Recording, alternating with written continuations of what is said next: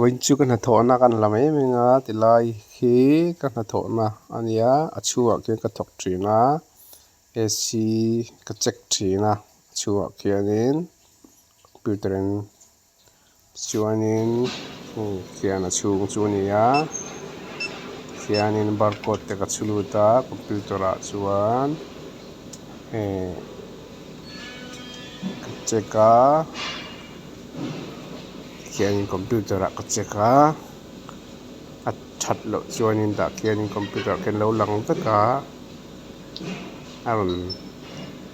pass lo a rawn fail veka a that chuan pass thla vek dah a chuan check mek ani khi AC ni ka check khi khianin kan check chu pawnah kan nem chhuak a chuanin kan nem check chhuah zawh kha check zawh tawh chuan min an lo kilh midang ho khan an lo kilh pum a chuanin chumi zawh ah an lo pek a hman theih ani engki a pass a khian chuanin khi ho khi ani mai a ka check chu maw khian a wiring te khi ka fit veka check zawh ka phel leh veka khi a lik lo en na khawl ania maksir te ania khi check na computer chu ni mai a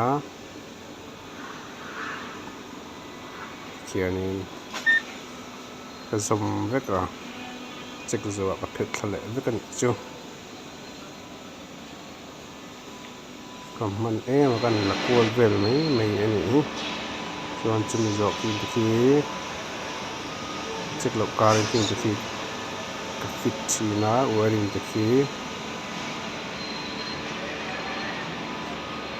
fit vek thin khi